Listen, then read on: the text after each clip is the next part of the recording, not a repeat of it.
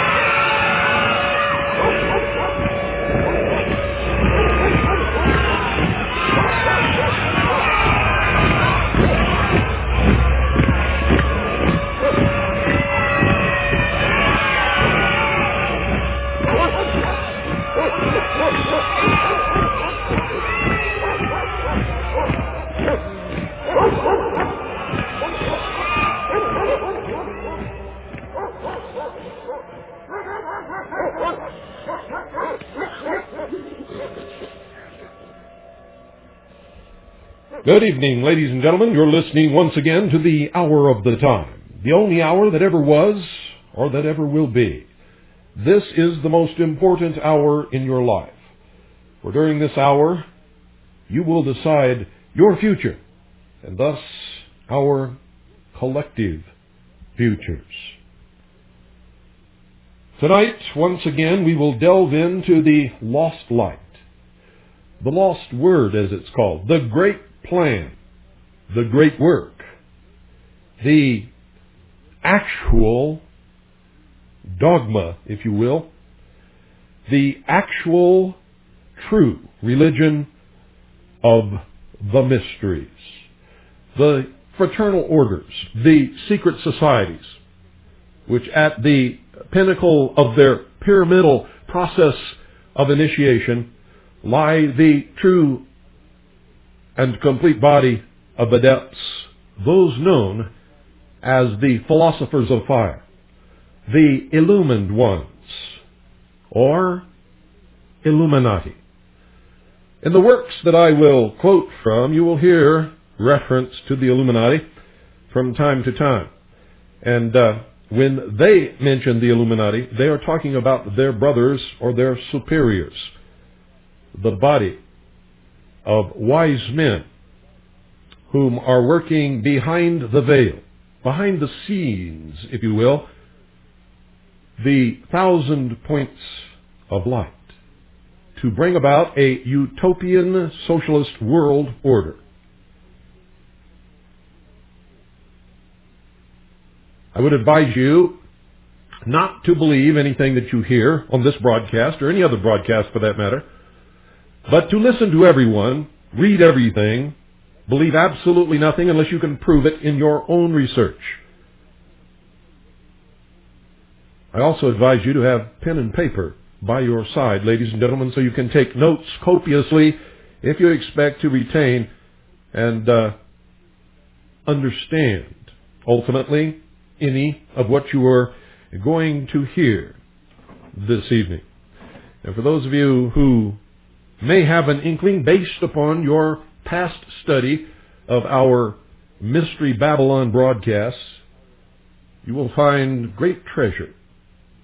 And I don't mean the kind of treasure that will cause you to switch religions or cause some dawning of some great truth to manifest itself in your mind, but will cause you a tremendous leap in understanding about where we are and where we're going, who is at the helm, and why they hate. And when I say hate, ladies and gentlemen, I am not mincing words. Why they hate you with a passion.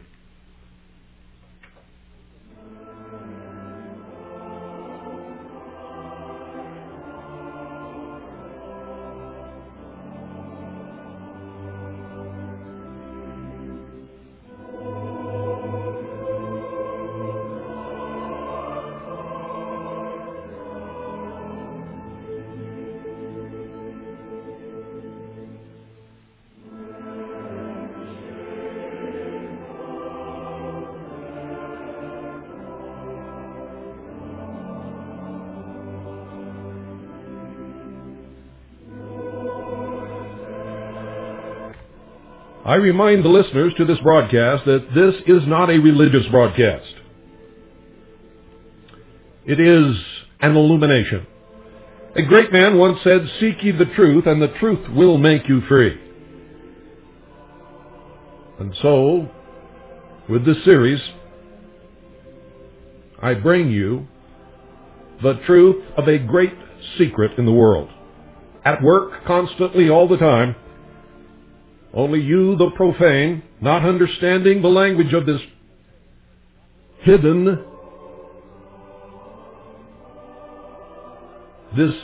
work, this hidden manipulation, this great plan, stumble blindly through the forest, bouncing off of the trees. You don't know where you're going, you don't know where you came from, and you have no idea why you are where you are at.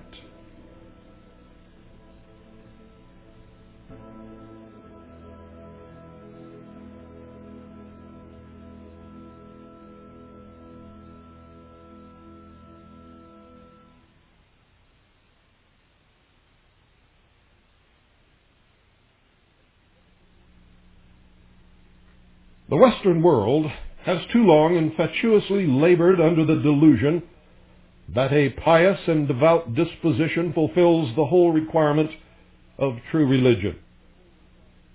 Now, this is the belief of those who belong to the mystery religion of ancient Babylon, and that's exactly where this comes from. And you must understand that I am quoting from esoteric works that you will not find in your local library, and I will be quoting from several of those works tonight.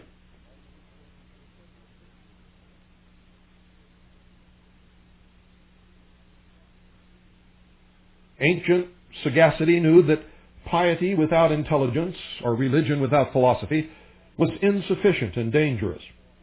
It knew that general good intent was not safe from aberrancy, folly, and fanaticism, unless it was directed by the highest powers and resources of the mind. And the mind itself had to be fortified with specific knowledge of the nature of the cosmos and of man, and the relation between the two.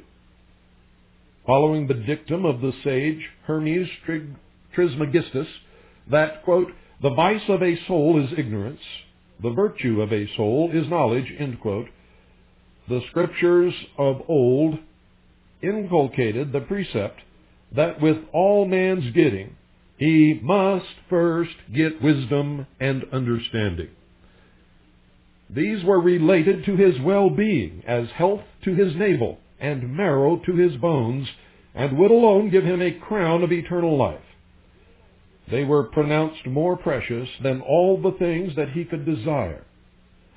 The Council of Illuminati therefore laid down their system of cosmology and anthropology, which have become by immemorial tradition the Bibles of humanity, universally reverenced.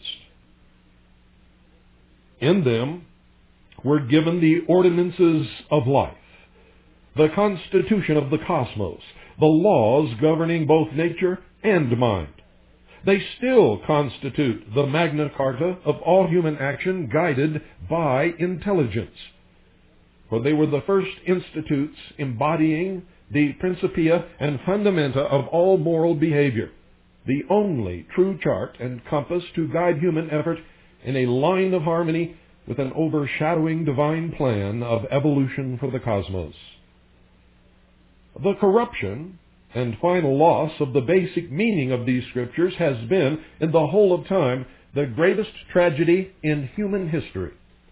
Like Shakespeare's tide, which, taken at the flood, leads on to fortune, but omitted, casts all the rest of life in shoals and quicksands, the wreckage of the esoteric gnosis in the centuries following Plato's day, culminating in the debacle of all philosophical religion about the 3rd century of Christianity's development and ushering in 16 centuries of the Dark Ages, has thrown all religion out of basic relation to true understanding and caused it to breed an endless train of evils, fanaticisms, bigotries, idiosyncrasies, superstitions, wars, and persecutions that more than anything else blacken the record of man's historic struggle toward the light.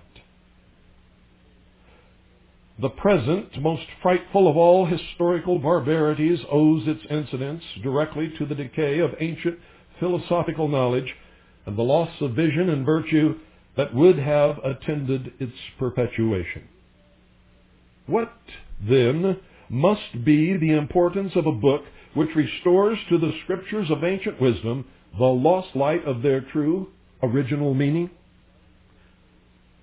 Well, in a very real and direct way, the salvation of culture and a free spirit in the world is contingent upon this restoration of the ancient intelligence to modernity. For man at this age has had new and mighty powers of nature suddenly placed in his hands, and yet lacks the spiritual poise and sagacity to use them without calamity. Most strangely, the control of the lower physical, natural, or brute forces by the mind or reason was the one central situation primarily and fundamentally dealt with in the sage tomes of antiquity. To effect that control in a perfect balance and harmony, and to train the reasoning intellect in the divine art of it, was the aim and end of the arcane philosophy. Ideology in the Western world has endlessly vacillated back and forth between the cult of the inner spirit and engrossment in objective materialism. Ancient philosophy taught that the true path of evolutionary growth was to be trodden by an effort that united the forces of the spirit with those of the world, the lower disciplined by the higher. The whole gist of the esoteric doctrine was the study and mastery of the powers engaged in working out the evolutionary advance so that the aspirant might be able to align his cultural effort in consonance with the requirements of the problem and the end to be achieved. Now, without this guiding data and this evolutionary perspective, modern man is totally at a loss how to focus his endeavor and is unable to point his direction in line with anything more fixed and basic than his next immediate objective of apparent desirability. He has neither a knowledge of his origin, a chart of his path, an inventory of his capacities, or a vision of his goal. Hence, he travels the long road still a benighted wanderer without compass. He can but recoil from one mistaken plunge after another, learning sporadic lessons from pain and misfortune. The ancient torch that was lighted for his guidance he has let burn out. This lamp was the body of ancient philosophy. in this critical epoch in the life of the world, this broadcast proclaims afresh the message of lost truth according to the adepts, the Illuminati, of the secret doctrine of the mystery religion of ancient Babylon. Now, don't mistake what you hear on this broadcast for what I believe, ladies and gentlemen. That is not the purpose of the broadcast. And I can assure you that most of this, other than the fact that it is the truth of what the worshipers of this religion believe, I do not believe at all, I can assure you. 3 ancient and long discredited sciences have had a surprising renaissance in popular fancy and scientific interest. You have heard it from me many times. One is symbolism, one is alchemy, another is astrology. The last has particularly come into a general vogue, but on a basis which still inclines conservative positivism in science and scholarship to regard it as allied closely with popular superstition. In its predictive or fortune-telling aspect, it is generally looked at askance. But there is another side on which it has pertinence and value that has not been recognized in the modern revival, and on which perhaps its most legitimate claim to consideration may rest. This is its function as symbolic theology. And in that manner, ladies and gentlemen, you can take it to the bank, but only if you understand the symbology. Unquestionably, according to the great adepts, cosmic operation, cosmic significance lie behind the 12 constellations of the zodiac and the 36 or more other stellar configurations. The planisphere, or chart of the heavens, was doubtless the very first of all Bibles, pictorially edited, not quite simply and directly, but intrinsically.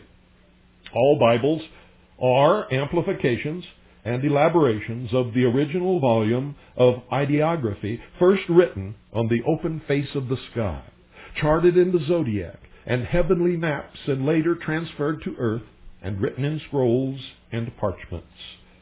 It came about when man could not write, when man wished to express his feelings about life, about spirituality, about his origins, about the truths of life as he understood it, about his basic philosophy. And so not being able to put it down on paper or to etch it in stone in those early times, he outlined it in the heavens using the stars that floated above him, rising in the east and setting in the west, night after night after night, eon after eon, thousands of years, passed down by word of mouth, and then one day,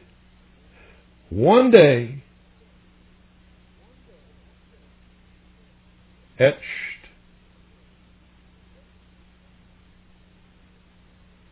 in stone, transferred to paper, and then finally printed in a book.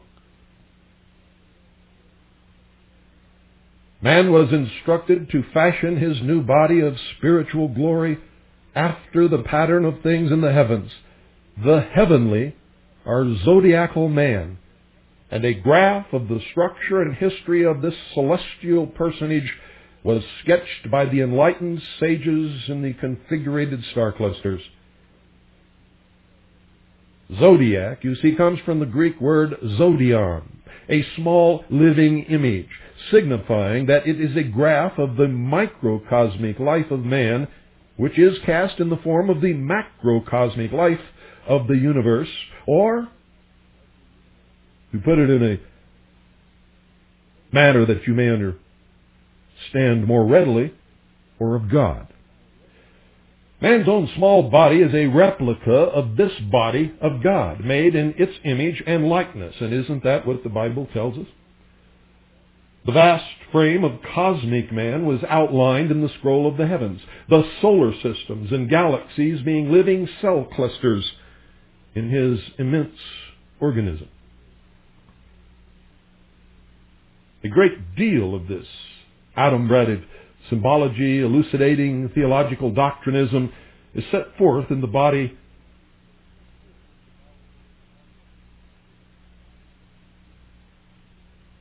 of the series of broadcasts which will be presented to you over the coming nights and weeks, and it will take weeks. But there is a group of its data that strikes so deeply into the heart of general theology that it is given tonight, during this broadcast, right at the outset, for the sake of its overwhelming impressiveness. And it will also help you to understand all that follows. It must prove to be so conclusive an evidence that biblical theology rests more solidly than has ever been believed on zodiacal backgrounds, that its presentation will be admittedly a matter of great moment for those who can grasp it. It traces the unsuspected significance of 2 of the 12 signs, Virgo and Pisces, in the very heart of New Testament narrative. Now let the reader picture before him the ordinary zodiac with the house of Virgo at the western equinox point and that of Pisces directly opposite on the eastern side. The simple fact that they stand 6 months apart will presently be seen to assume great importance in gospel determination. This exposition, ladies and gentlemen, must begin with the puzzling and hitherto unexplained item of ancient religious myth that the Christs, the Son, spelled S-U-N, gods, the Messiahs, all were depicted as having 2 mothers. Now how, you ask, could there possibly be rational significance in this? Well, it has been put aside as just some more of the mythical rubbish and nonsense of early paganism. You see, the profundity of pagan intelligence, hiding sublime cosmic truth under glyph and symbol, has not been dreamed of by the vast majority, and I mean majority down to almost the nth degree of all of the people who have ever lived who have not been indoctrinated into this religion through the pyramidal system of initiation. The depiction should not have created incredulity, seeing that the gospel Jesus himself, dramatic figure of the divine principle in man, announced it categorically in declaring to Nicodemus that, quote, "Ye must be born again," end quote. Born again signifies 2 births. 2 births means 2 mothers. Nicodemus asks if this means that we must enter a second time into our mother's body and experience a second birth in the natural manner. Jesus replies that we, quote, "must be born of water and the Spirit," end quote. Attention, ladies and gentlemen, must be directed a moment to the fact that the Latin word spiritus, translated spirit in many passages, means as well air or breath.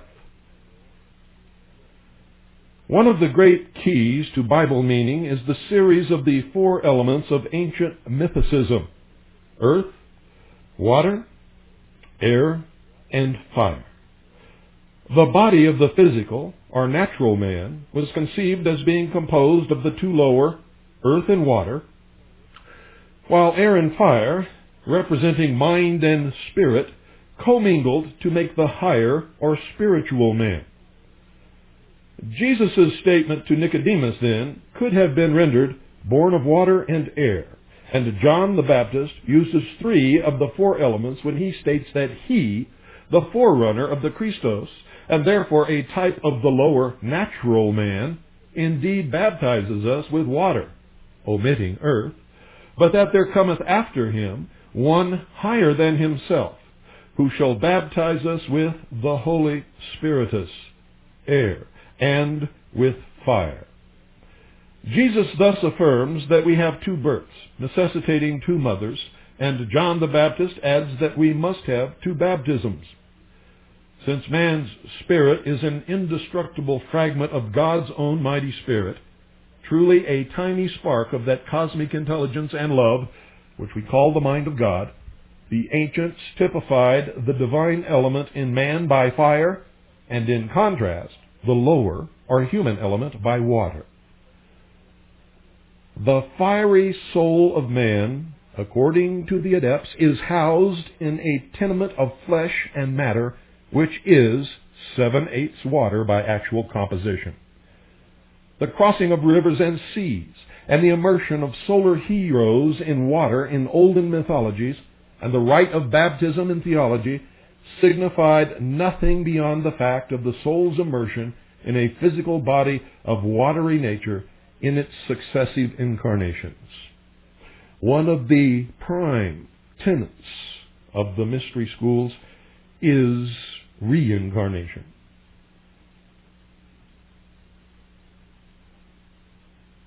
Now, once you understand thus far, now man is distinctly a creature compounded of two natures, a higher and a lower, a spiritual and a sensual, a divine and a human, a mortal and an immortal, and finally, a fiery and a watery, conjoined in a mutual relationship in the organic body of flesh. Says Heraclitus, man is a portion of cosmic fire, imprisoned in a body of earth and water. Speaking of man, Plato affirms, through body it is an animal, through intellect it is a god. To create man, God incarnated the fiery spiritual principle of his life in the watery confines of material bodies. That is the truest, basic description of man that anthropology can present. All problems spring from that foundation and are referable for solution back to it. And in past programs, we talked about this principle in the attempt to cast the molten sea. So man is then a natural man and a god in combination, according to this mystery religion.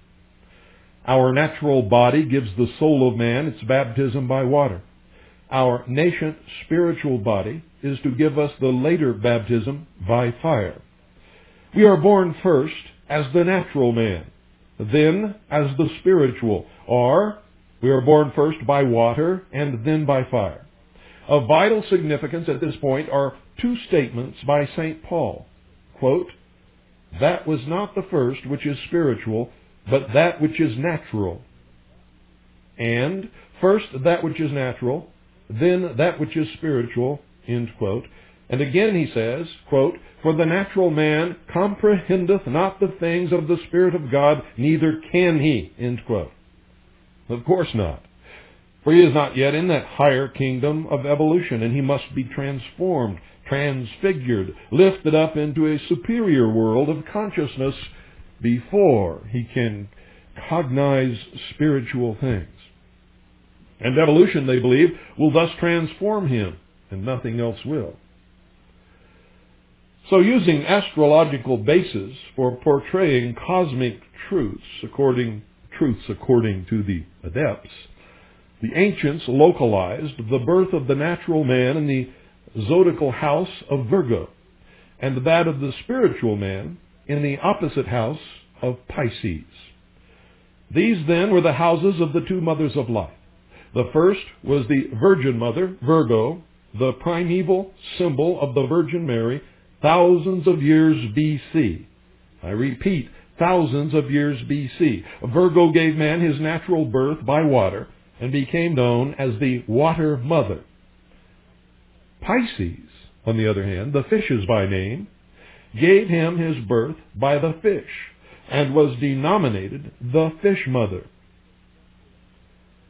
The Virgin Mothers are all identified with water as symbol, and their various names, such as Mary, spelled M-E-R-I, Mary, spelled M-A-R-Y, Venus, V-E-N-U-S, which literally means born of the sea foam, Tiamat, Typhon, or Thala, all Greek for sea, are designations for water. On the other side, there are the fish avatars of Vishnu, such as the Babylonian Ionis, or Dagon, and the Assyrian goddess, Atargatis, was called the fish mother. Virgo stood as the mother of birth by water, or the birth of man the first, of the earth, earthy. Pisces stood as the mother of birth by spirit or fire, or the birth of man the second, described by St. Paul as, quote, the Lord from heaven, end quote. Remember, I told you on many broadcasts ago that Paul was a member of the mystery schools.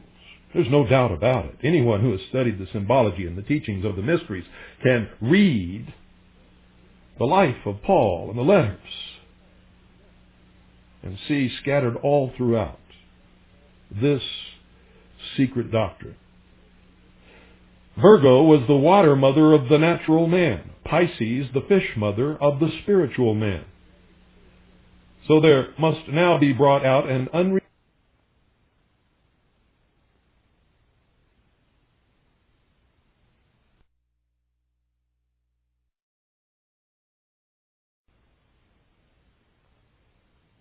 proceeds in and from water.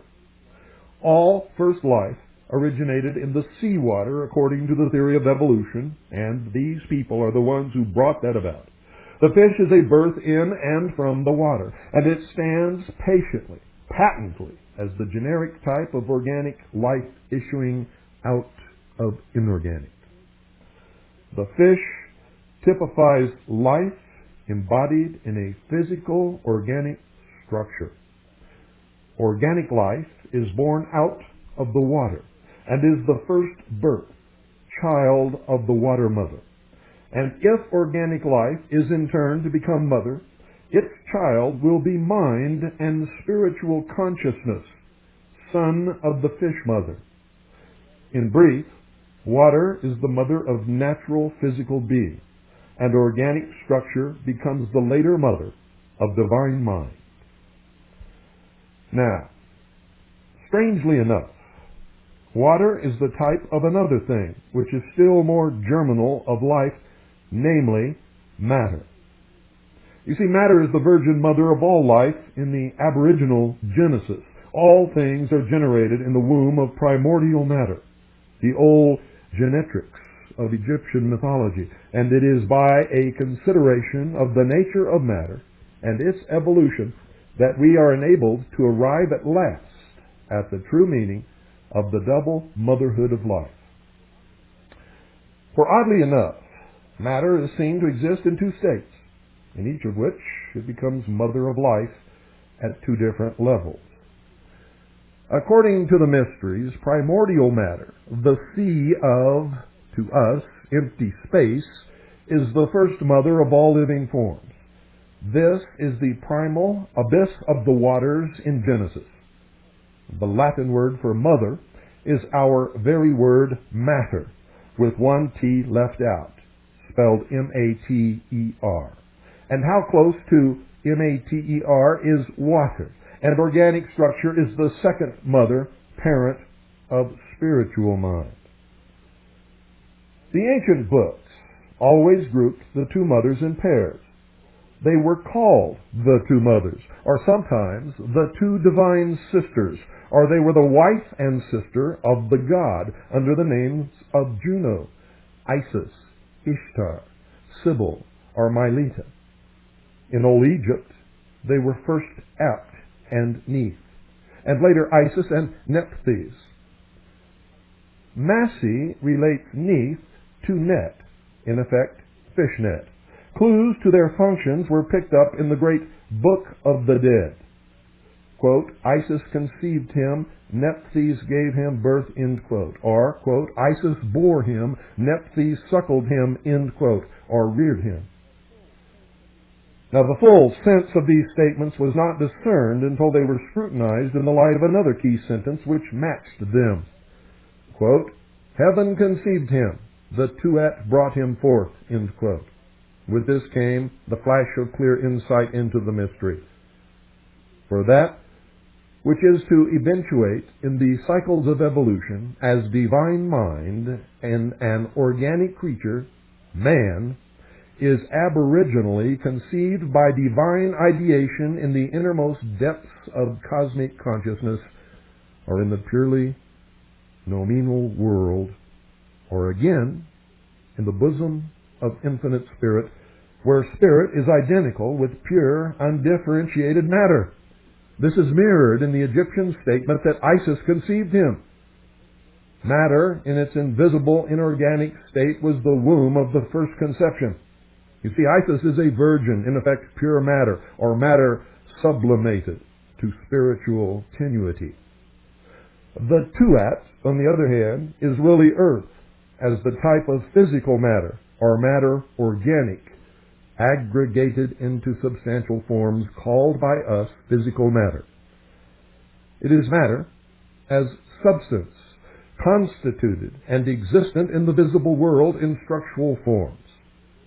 Isis was matter subsistent as empty space, and Nephthys was atomic matter constituent of visible structural forms.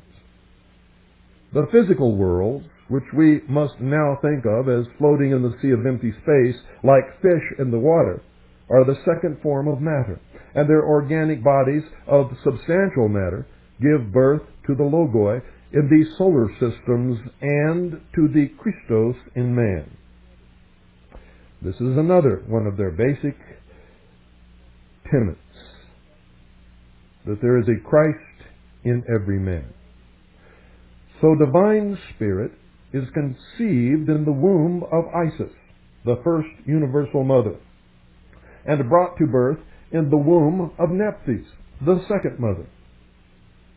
The immediate incubator and gestator is manifest expression. Now, one might paraphrase this situation by saying that a human child is first conceived in the love or mind of its parents, and later born from the womb of its physical mother. Thus life has two births, and must of necessity have two mothers. Life is spiritually conceived and materially born. Or, man may be said to be born as a natural creature from spirit into matter, and born later as a spiritual God when he emerges from his baptism in the water of the body and re-enters the bosom of his Father.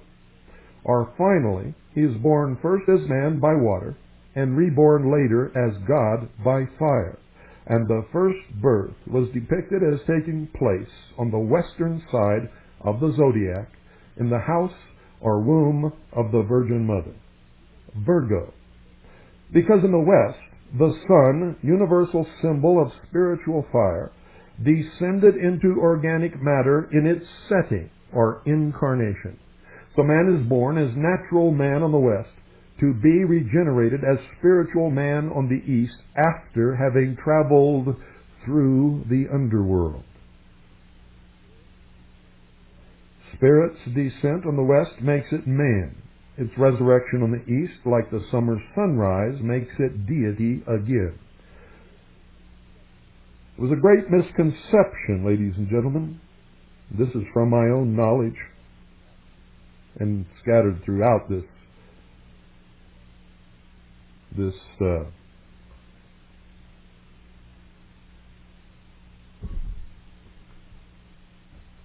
teaching is my own knowledge.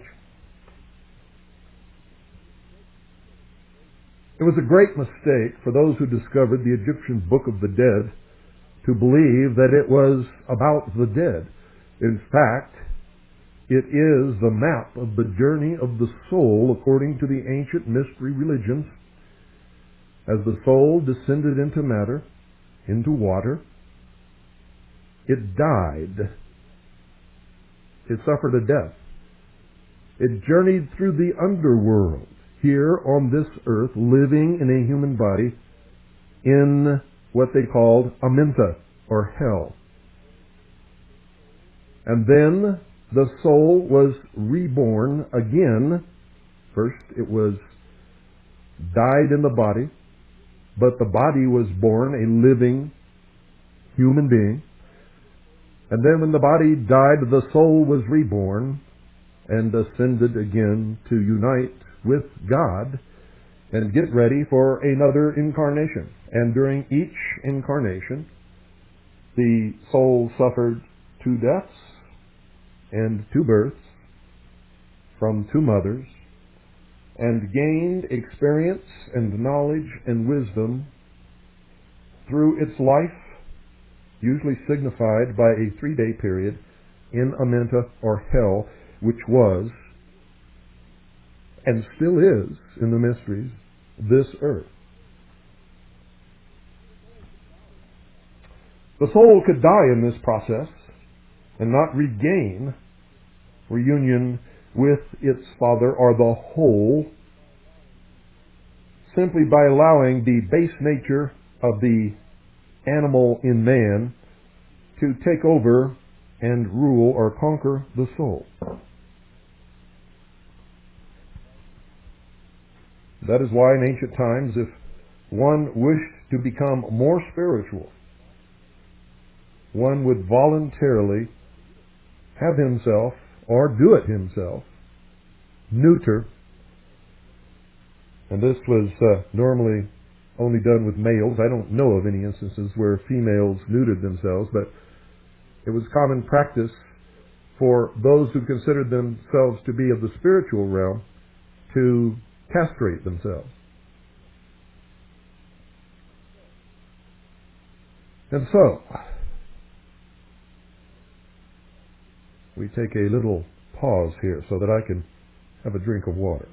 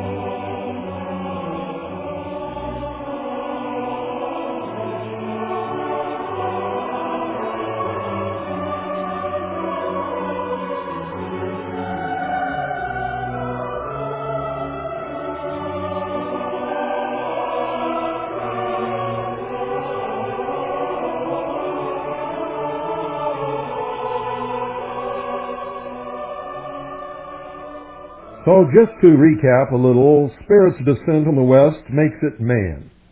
Its resurrection on the east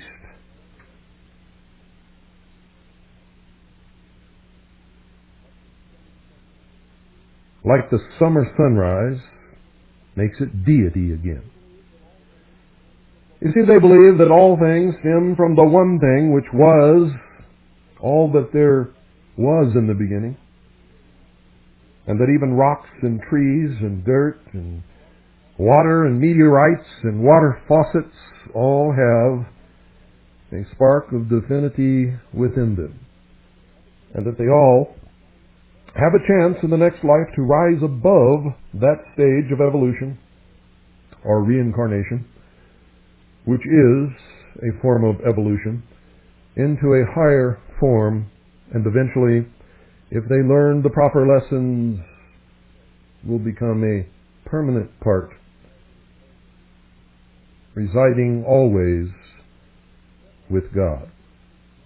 At that point, they become an ascended master, and can, according to the Illuminati, come back down to this earth to help humanity in its evolution as gods. Literally, they believe, as gods. This is the death and resurrection of the God in all religions. It is incarnation and return to spirit. It is the descent of the Messiah into Egypt and his exodus back to Canaan. A further scrutiny, ladies and gentlemen, of such data brings to light links of connection with the Bible. You can't get away from it. It's there. The chief one is found in the symbol of bread in connection with both Virgo and Pisces. Pisces is the house of the fishes by name, but it is not commonly known that Virgo in astrological symbology was the house of bread. Now, this is indicated by several items of ancient typology. Many centuries ago, in the precession of the equinoxes, the end of the year was marked by the position of the great dog star Sirius, mighty celestial symbol of the divinity in man. Precisely at midnight of December the 24th, it stood on the meridian line from the zenith to Egypt. At the same moment, there arose on the eastern horizon the constellation of the Virgin, bearing in her left arm the Christ child, symbol of the Christhood coming to function in man, and in her right hand the great star Spica, which is Latin, a head or spike of wheat, symbol of that same divinity coming as celestial food for man, food for the spirit. It must ever be remembered that the gospel Jesus told us we had virtually to eat his body as food and drink his blood if we would inherit eternal life. So typism represented him as coming in the form of man, the babe Christ, and as food for man, the wheat. John speaks of the Christ principle in the words, quote, "This is that bread which came down from heaven, that if a man eat of it, he shall hunger no more," end quote. Check it out.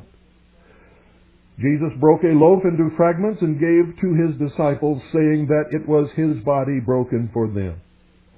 So we now have Virgo established as the house of bread and Pisces as the house of fish. But the characterization of the two houses must be brought along to a more specific evolutionary reverence. And, of course, you must have it as a positive reference. What are these houses thus delineated?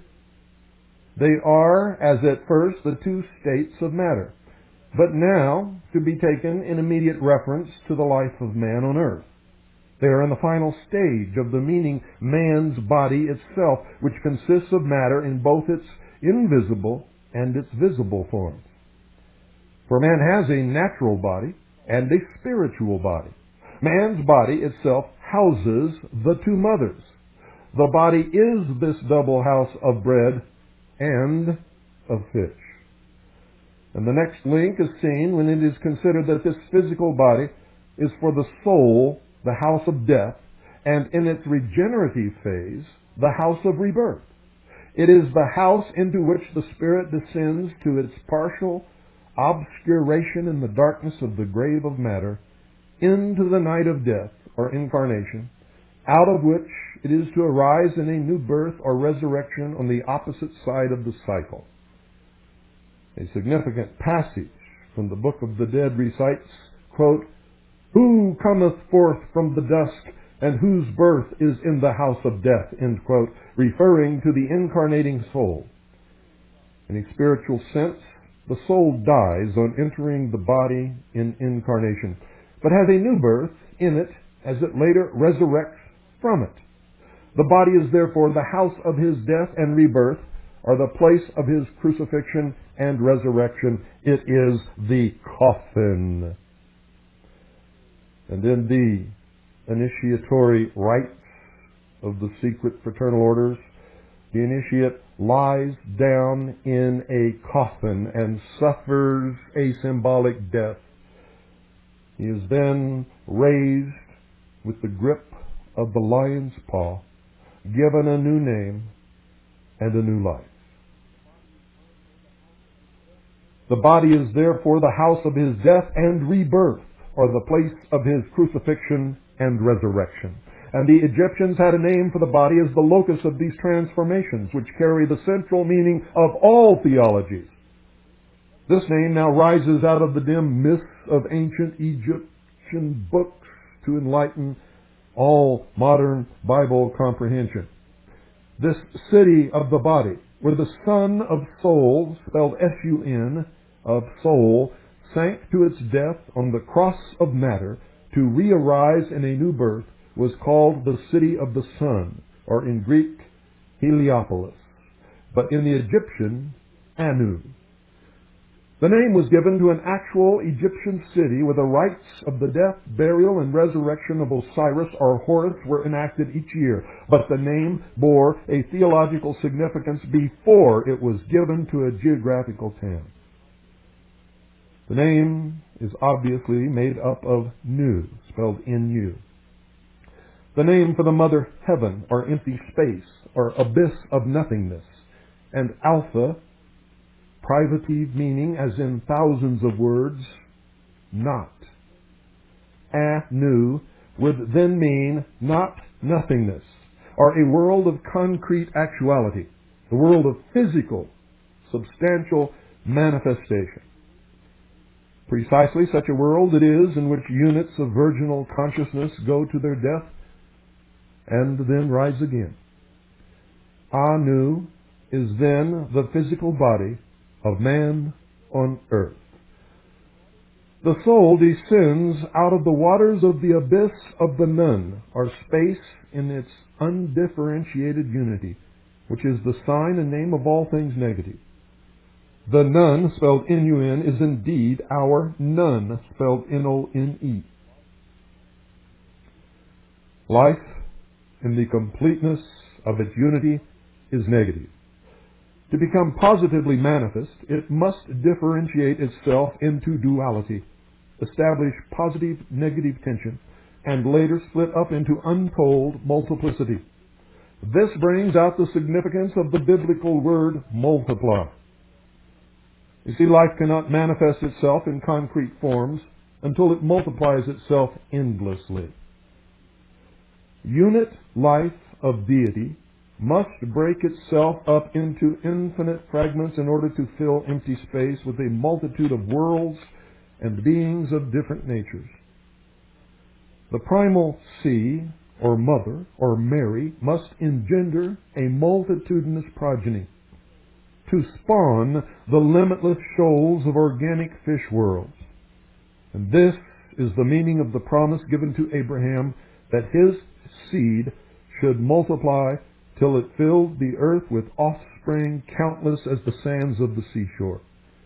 And if life was symboled by bread as the first birth and by fish as the second, then we might expect to find in old religious typology the allegory of a Christ figure multiplying loaves and fishes.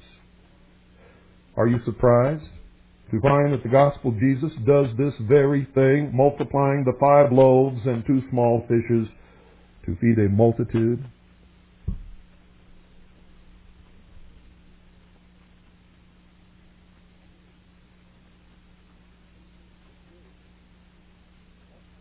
This is absolutely astonishing in all conscience. But it yields in wonder to the next datum of comparative religion, which came to our notice as a further tie between the Bible and antecedent Egyptian mythology. Who can adequately measure the seriousness of the challenge which this item of scholarship presents to gospel historicity? For a discovery of sensational interest came to light when a passage was found in the Book of the Dead, which gave to Anu the characteristic designation, the place of multiplying bread. Here in the long silent tomes of old Egypt was found the original, the prototype of the miracle of the loaves and the fishes in the Gospels of Christianity. And a meaning never before apprehended had to be read into this New Testament wonder. At last, we were instructed to catch in the middle the miracle, the sense that the physical body, as Anu, was the place where the corpus of the Christ's deific power was broken into an infinite number of fragments and distributed out among a multitude of creatures, hungered after a 3 days fast, or deprivation of the food of spiritual life in their sojourn in the 3 kingdoms, the mineral, vegetable, and animal, before reaching the plane of mind. And so there you have the first 4 races. We, according to the mysteries, are the fifth root race and must move in the new millennium, in the new world, in the new age, into the sixth root race. Here are all the elements of the inner meaning of the Christian Eucharist, the broken but multiplied fragments of the body of the God, distributed to feed hungry humanity, and as humanity is composed of 12 groups of divine conscious units, there were gathered up 12 baskets of fragments. And this episode of the Christ's ostensible life is found to be Egyptian in origin and meaning and symbolic in character. But new implications arise and lead us on to more startling disclosures. You see, the Hebrews came along and appropriated Egyptian material during their so-called captivity. They picked up the name Anu, and fitting it back into its zodiacal setting as Virgo, they called it the house of bread. This required their adding to Anu their word for house, which, as anyone knows, is Beth. This yields us Beth Anu. Now, it is a fact of common philological knowledge that the ancient Greek and Egyptian U is rendered as Y. When the words are brought over into English, the U became a Y, and Beth Anu now stands before us as the Bethany of the Gospels. Bethany is thus just the sign of Virgo as the house of bread, the home of the great star Spica, the head of wheat.